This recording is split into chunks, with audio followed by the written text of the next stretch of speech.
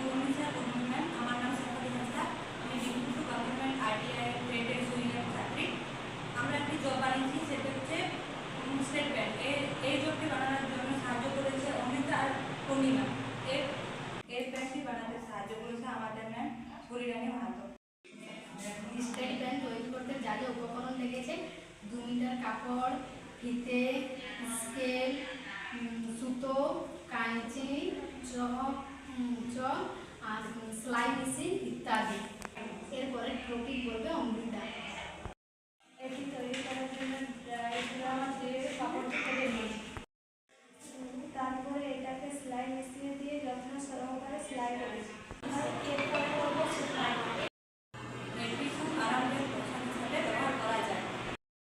এটিকে night dress হিসাবে ব্যবহার করা যায়। এরপর করবে পূর্ণিমা।